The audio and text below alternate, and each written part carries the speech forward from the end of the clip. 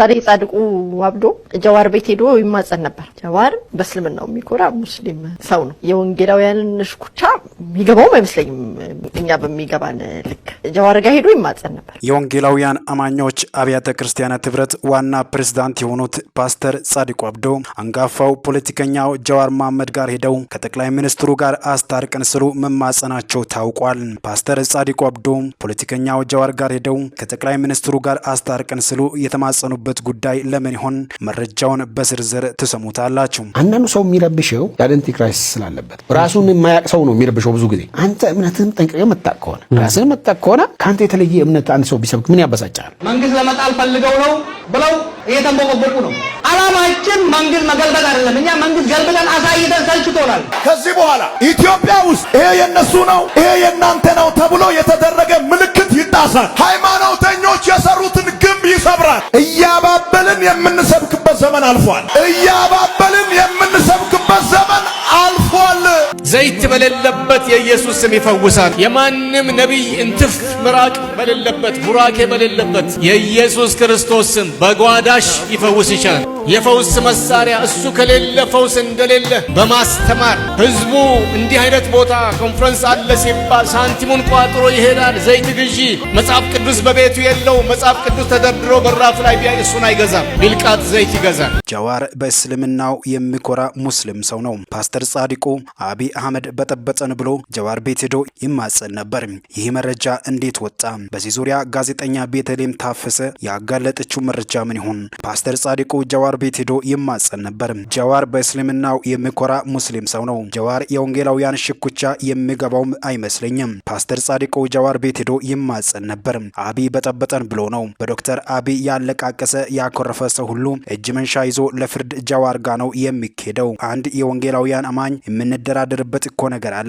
እግዚአብሔርን እፈራለሁ የሚል ህዝብ እኮ ነው። ይሄ ህዝብ መቃብር ሲከለከል ከይደርስ ባደር ምናምን እኮ እግዚአብሔር ፈራጅ ነው ብሎ አፉን ዘግቶ በጥፊ ለመመታ ጨምርለት በሚለው ህግ የኖረ ህዝብ ነው። ጠቅላይ ሚኒስትሩ ጴንጤን አንድ አደርጋለሁ ካለም እግዚአብሔር ይፈርዳል የሚለውን ነው የምጠብቀው። ታዲያ እንዴት ሆኖ ጀዋር ይህን ጉዳይ እንዲፈታ አንድ የወንጌላውያን አማኝ መሪ መሄዱ ጭንቅላቴ ውስጥ በጣም ነው የሚበጠብጠኝ ስትል ነው አንጋፋዋ ጋዜጠኛ ቤተልሔም ታፈሰ ይህንን አስደንጋጭ የሆነውን መረጃ ያጋለጠችው። የካውንስሉ አወቃቀር ለግብረ ሲሞን በር ከፍቷል። የኢትዮጵያ ወንጌላውያን አብያተ ክርስቲያናት ካውንስልን ከመሰረቱት ህብረቶች አንዱ የሆነው የኢትዮጵያ ቪዥነሪ አብያተ ክርስቲያናት ህብረት የተሰኘውና 800 የሚደርሱ አባል ቤተ እምነቶችን እንዳቀፈ የተነገረለት ስብስብ ከሚያዝያ 21 ቀን እስከ ሚያዝያ 22 ቀን 2017 ዓ.ም 14ኛ ጠቅላላ ጉባኤውን ማድረጉ ተሰምቷል።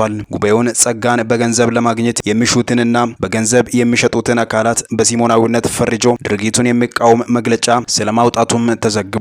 በቪዥነሪ ህብረት ውስጥ እንደ ሚራክል ተካ ያሉ በርካታ ሲሞናውያን ያሉ መሆናቸውን መካድ ግን አይቻልም። ሰውየው ለመጀመሪያ ጊዜ ሐሰተኛ ነቢይ ከሚለው ስያሜ ይልቅ ግብሩ ለሲሞን እንደሚቀርብ አስቤ ይህስ ደንበኛ ጠንቋይ ነው የማለትን ድፍረት ያገኘሁት የሚራክል ተካ አገልግሎት ቁርጥ የሲሞን አይነት ሆኖ ስላገኘሁት ነው። በሐዋርያት ሥራ ላይ ታሪኩ ተዘግቦ የሚገኘው ሳማሪያዊው ሲሞን የተባለው ጠንቋይ እኔ ታላቅ ነኝ ብሎ እየጠነቆለ የሰማርያንም ወገን እያስገረመ ይኖር እንደነበር በሐዋርያት ሥራ ምዕራፍ 8 ላይ ተዘግቦ ይገኛል። ሲሞን ከተናናሾች ጀምሮ እስከ ታላላቆቹ ድረስ ታላቁ የእግዚአብሔር ኃይል ይህ ነው እያሉ ሁሉ የሚያደምጡት ጠንቋይም ነበር። ከዕለታቱ በአንደኛው ግን ይህን ታሪኩን የሚለውጥ ሁኔታ በሀገሩ ተከስቶ የክርስቶስ የማዳን ወንጌል በተሰበከበት፣ ሽባዎችና አንካሶች በተፈወሱበት፣ ርኩሳን መናፍስት በታላቅ ድምፅ እየጮሁ ከብዙ ሰዎች ይወጡ በነበረበት የፊልጶስ አገልግሎት ሲሞንም ከእስራቱ ነፃ ወጥቶ በክርስቶስ ለማመን በቅቶ ነበር። ይሁን እንጂ ከፊልጶስ ቀጥሎ ወደ ሰማርያ ጎራ ያሉት የጌታ ሐዋርያት ጴጥሮስና ዮሐንስ በኢየሱስ ቤዛነት ላመኑት ሰዎች በሚጸልዩት ጸሎት መንፈስ ቅዱስ ይሞሉ ነበርና ሲሞን በሐዋርያት እጅ መጫን መንፈስ ቅዱስ እንዲሰጥ ባየ ጊዜ ገንዘብን ማዕከል ያደረገው የቀድሞ ኑሮ ትዝ ብሎት ለሐዋርያቱ ገንዘብ ሰጥቶ መንፈስ ቅዱስን ለመሞላት ያቀረበው ጥያቄ ከባድ ቁጣና ተግሳጽ አስከተለበት። ፈጥኖ ንስሐ ባይገባ በራሱ ላይ የእግዚአብሔርን ፍርድ ማወጭ እንደሆነም ተነገረው። የሲሞን ያ ድርጊት ዛሬ ላይ ግብረ ሲሞን የተሰኘን ስነ መለኮታዊ ስያሜ ያስገኘም ሆኗል። ሲሞን ሐዋርያቱን ያላቸው እንዲህ ነው። እጄን በምጭንበት ሁሉ መንፈስ ቅዱስን ይቀበል ዘንድ ለኔ ደግሞ ደግሞ ይህን ስልጣን ስጡኝ። በዚህ ዘመንም በካውንስሉ የታቀፉ እንደ ሚራክል ተካ ያሉ ጠንቋዮች ትልቁ መሻትም ከሁሉ ሊቀው የሚታዩበትን ከፍ ያለ መንፈሳዊ ስልጣን መቀዳጀትና የእግዚአብሔርን የጸጋ ስጦታ በገንዘብ መቸብቸብ ነው። የአንዳንዶቹም የኃይል ምንጭ የእግዚአብሔር መንፈስ ነው ብሎ ለማሰብ የሚከብድ በመሆኑ ሐሰተኛ ነቢያት ከሚለው ስያሜ ይልቅ የሚመጥናቸው ጠንቋዮች ቢባሉ ነው። የቪዥነሪ ህብረት ሲሞናዊነትን ጨምሮ ከአስተምሮ ጋር በተያያዘ የሚነሱበት በርካታ ጥያቄዎች ያሉበት ስብስብ ቢሆንም ከነቀፌታዎቹ መካከል ሲሞናዊነት በጉባኤ ለማውገዝ አቅም ማግኘቱን በበጎ መውሰዱ አይከፋም። የካውንስሉ አወቃቀር ለግብረ ሲሞን ተዋናዮች በሰጠው ሰፊ መድረክ ምክንያት የደረሰው ጥፋት እንዴት ሆኖ እንደሚስተካከል ግን አንድዬ ብቻ ነው የሚያውቀው በማለት አንድ ግለሰብ በፕሮፌት ሚራክል ተካ ዙሪያ ይህንን ሀሳብ ማጋራቱን ተመልክተናል። ሳሪ ጻድቁ አብዶ ጀዋር ቤት ሄዶ ይማጸን ነበር። ጀዋር በእስልምናው የሚኮራ ሙስሊም ሰው ነው። የወንጌላውያንን ሽኩቻ የሚገባውም አይመስለኝም። እኛ በሚገባን ልክ ጀዋር ጋር ሄዶ ይማጸን ነበር። አስታርቀን ነው አብይ በጠበጠን ነው እንጂ። ስለዚህ ሁሉም ሰው በአብይ ያኮረፈ በዶክተር አብይ ያለቃቀሰ ሰው ሁሉ እጅ መንሻ ይዞ እዛ ነው የሚሄደው። ፍረደኝ ነው፣ ፍርድ ቤት እዛ ነው ባይዞ ጀዋር ጋር። አዎ በቃ ለፍርድ ወደዛ ነው የሚሄደው። አንድ የወንጌላውያን አማኝ ምን እንደረደርበት እኮ ነገር አለኝ። እግዚአብሔር ፈራጅ ነው የሚል ህዝብ እኮ ነው በነገራችን። ይሄ ህዝብ እኮ መቃብር ሲከለከል ከድር ሲባረር ምናምን እኮ እግዚአብሔር ፈራጅ ነው ብሎ አፉን ዘግቶ በጥፊ ለሚመታ ጨምርለት ቀኝስቶ በሚለው እኮ ህግ ነው የኖርነው። ጴንጤና እንዳረጋለው ካለ ጠቅላይ ሚኒስትሩ እግዚአብሔር ይፈርዳል ነበር ምን የምጠብቀው። እንዴት ሆኖ ጀዋር ይሄን ጉዳይ እንዲፈታ አንድ የወንጌላውያን አማኞች መሪ አትደንግጡ የዛፍኔ ጩፋ የሻገተ ዘይት አያድንም፣ አትደንግጡ። ዛሬም እንግዲህ እንደቀጠለ ነው። ሐሰተኛው ወንበዴ ዛፍኔ ጩፋ ይሄንን የሻገተ የበሰበሰ ዘይቱን በየቡትሌው እየሞላ መቸብቸቡን እንደቀጠለ ነው። ለዚህ ነው የአንድ ሰሞን ጩኸት ሊሆን አይገባም የምለው። ዛሬም ወንበዴው ደረሰ ላቀው ሸቀጣሸቀጡን ቅራቅንቦን አስጥቶ ጉሊቱን አስጥቶ መቸብቸቡን በክርስቶስ ስም መነገዱን እንደቀጠለ ነው። አቶ ስራፌል፣ አቶ ኤርሚያስ ወንበዴዎች ዛሬም በገስታውስ ልክ እንደ ሆቴል ሩም እና እንደ ፔንሲዮን በየጥጋጥጉ በከፈቱት ገስታውስ ብለው ዛሬም መቸብቸባቸውን በሐሰት ትንቢት ማመሰቃቀላቸውን እንደቀጠሉ ነው። የብዙዎችም ህይወት መጥፋቱን መሞቱን መመሰቃቀሉን እንደቀጠለ ነው። ሰሞኑን የተነሳው ማርያም ቤዛ ነች አይደለችም የሚል ከጥግ እስከ ጥግ የነበረ ክርክርና ሁካታ እኔ በማርያም ቤዛነት አላምንም። ለኔ ቤዛዬ በመስቀል ላይ የተቸነከረልኝ የሞተልኝ የናዝሬቱ ጌታ ኢየሱስ ክርስቶስ ብቻ ነው። ቤዛ ኢየሱስ ክርስቶስ ነው። ትምህርቱ ትክክል ነው ትክክል አይደለም ብዬ እየተከራከርኩ አይደለም። እኔ በትምህርቱ አልቀበልም፣ አልስማማም። ነገር ግን አቋማቸው በቃ የራሳቸውን የሆነ ነገር ሊናካባቸው የመጣውን ሊያስቆሙ የመጡበት መንገድ ግን ከላይ እስከታች ግልብጥ ብለው የተነሱበትን መንገድ ግን ሳላደንቅ አላልፍም።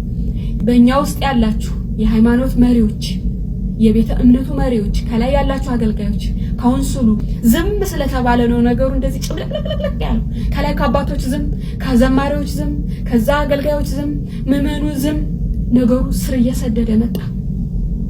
የሚናገር የለም። እዚህ ጋር መጥቶ አንድ ሁለት ሰው ቢናገር በጓዳ ጸልይለትም እዚህ ትላላችሁ መጣችሁ። አልጸልይም፣ መጸልይበት ጉዳይ የለም። እዚህ መጥቼ እናገራለሁ ይሄኛው ትክክል አይደለም ይሄኛው ትክክል ነው ብዬ ለተኩላ ሂዱና ጸልዩና በግ እንዲያደርግላችሁ እናንተ ጩሁ በጓዳችሁ ሂዱ እናንተ ጸልዩ። እዚህ በኮሜንት ለኔ ማትንገሩ፣ ለሌሎችም ተቃዋሚዎች ይሄንን አትንገሯችሁ። እናንተ ጸልዩላችሁ። እኛ ትክክል ያልሆነውን ትክክል አይደለም ትክክል የሆነውን ትክክል ነው ብለን እንናገራለን በገባን መሰረት። ዘይት መሸጥ ይሄንን የሻገተ ዘይት መሸጥ መጽሐፍ ቅዱሳዊ ነው? መጽሐፍ ቅዱሳዊ አይደለም። መጽሐፍ ቅዱሳዊ ያልሆነ ነገር ቤተክርስቲያኑ ሲካሄድ ለምንድን ነው ዝም የሚባለው? መቼ ነበር ማስቆም የነበረባቸው? ካውንስሎች፣ ከላይ ያሉት አባቶች፣ ከላይ ያሉት መሰማት የሚችሉት በጠቅላላ ዘይት በየብልቃጡ ላይ ተቀርቶ ለገበያ በኢየሱስ ስም መቸብቸብ ሲጀመር ገና ከመጀመሪያው እዛ ጋር ቢቆም ኖሮ ሁሉም እየመጣ ዘይት ሻጭ አይሆንም ነበረ። ገናም የሚፈለፈሉትም ይሄንን ልምምድ ውስጥ አይገቡም ነበር።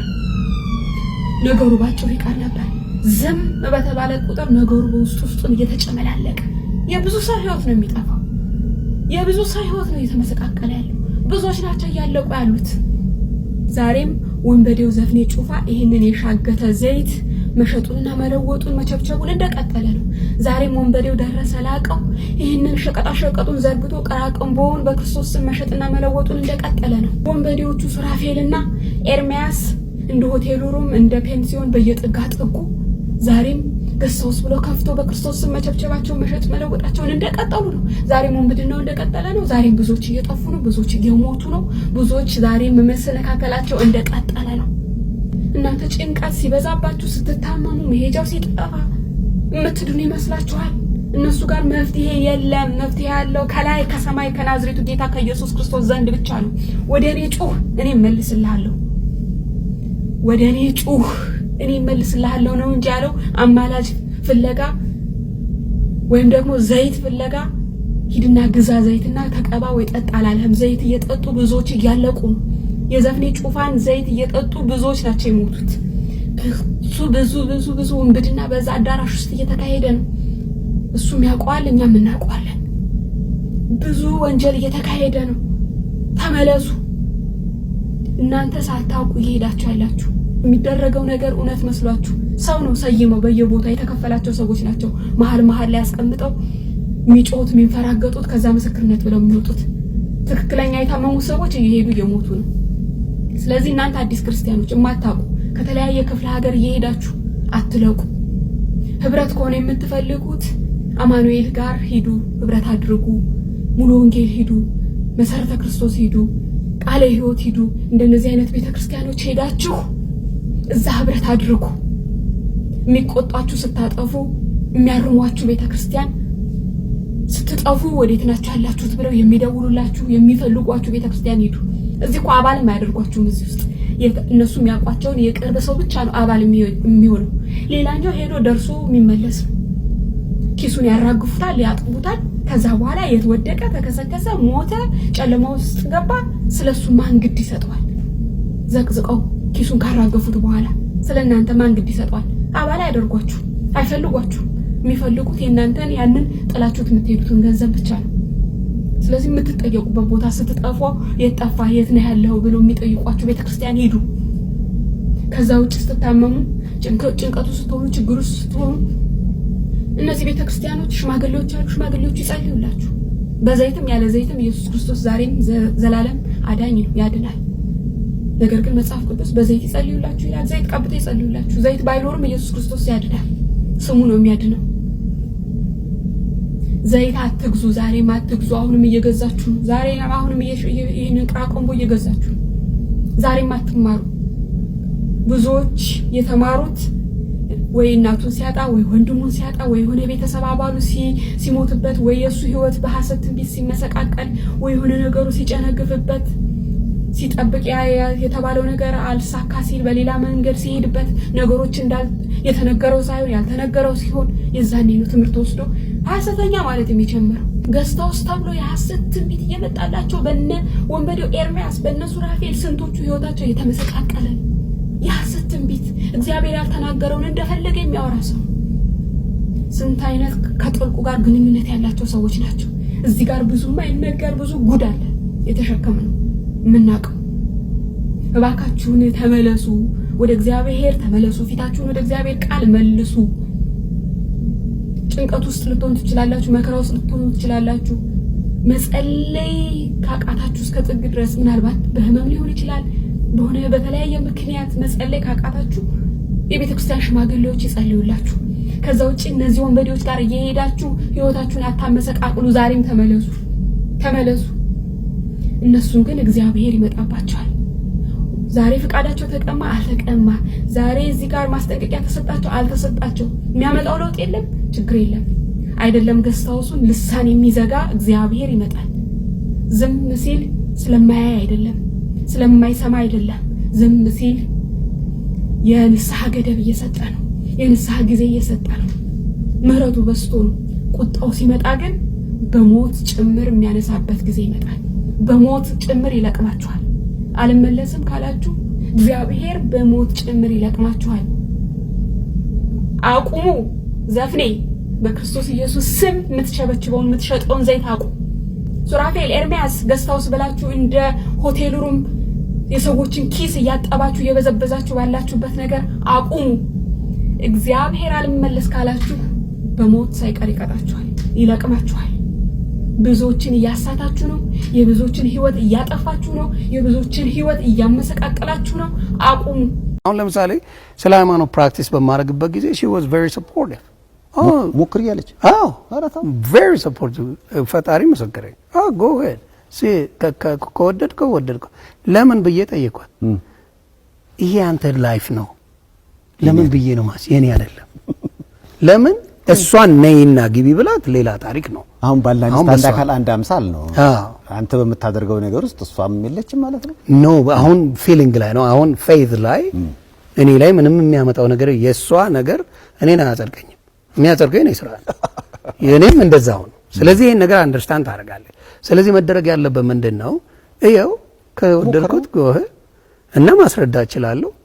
ካልወደድኩት ደግሞ ወይም ያላመንኩበት ከሆነ አይ ይሄ ነገር እንደዚህ አስቤ ነበር ግን እንዳሰብኩት አይደለም በሚል ይሆናል። ስለዚህ መነጋገር ነው ትልቁ። በትዳር ላይ በተለይ 13 ዓመት ቆይቻለሁ። በፍቅር 2 ዓመት all together 15 years። ትልቁ እኔና ሚስቴ የሚያስማማን ትልቁ ምንድነው? we talk about it አንጫጫ። ይሄ መለመድ አለበት። አሮን ነው ባበሻ እንዴት ነው አንገርህን ማኔጅ የምታደርገው? ምንድነው ንዴታችሁ እንዴት ነው? ምንድነው? እኔ አሁን በደንብ በተለይ በሶሻል ሚዲያው ብቻ ሳይሆን በላይቭም በመናደድበት ሰዓት በተለይ ቤቴ ላይ ልረፍበት። ምናልባት ይሄ የተናደድኩበት ኢሞሽናል ነገር እንደዛ ግዙፍ ላይሆን ይችላል። ያን ያህል አይደል። በርደ በመታየውና በስሜት ሆነ የምታየው ነገሮች በጣም ይለያያሉ። በርደ ስታየው አንደ እኮ ብዙ ቢግ ዲል አይደለም ብለህ ልታስበው ትችላለህ። ግን በኢሞሽን በሚሆንበት ጊዜ ታስቀይማለህ። ስለዚህ we promise each other በተናደድንበት ሰዓት ምንም ነገር ላንነጋገር። ኧረ ተው ምንም እንዴት ይቻላል? ይቻላል። ኧረ ተው ለምትወደው ሰው የምታደርገው ነገሮች አሉ። ሳይክሪፋይስ ብለህ ትውጣታል። ይቻላል በደንብ ይቻላል። ለምን የራስን ሰው ነው የምታስቀይመው። የራስ ጥለል አጥለው ትዳር ነው ቤት ነው። ስለዚህ እየተከፋችብኝ እንድትኖር አልፈልግም። እሷም እየተከፋው እንድኖር ያጠፋው ነገር ይኖራል አይደለ? ቁጭ ብለን እናወራበታለን። ወይም እሷም አሁን ይሄን የሚሰማ ሰው ዮኒ ለትዳሩ የተጨነቀው ነው ያህል ለሌሎች ይጨነቃሉ። ምክንያቱም ንዴትህን ይዘህ ትዳር ላይ ዋጥ ታደርገዋለህ። ግን አገራዊ ነገሮች ሲመጡ ግን አምጥተህ የመዘርገፍ ነገር አለ። በጣም አሪፍ እሱ በጣም ጥሩ ጥያቄ አመጣልኝ ነው የምፈልገው ነው። የኔ ስሜት አይደለም የህዝቡ ስሜት ነው እዛ ላይ ያለው። ለምሳሌ በቅርብ የተፈጠረ ሃይማኖታዊ ችግር ነበር። የኔ ስሜት አይደለም ያ የህዝቡ ስሜት ነው።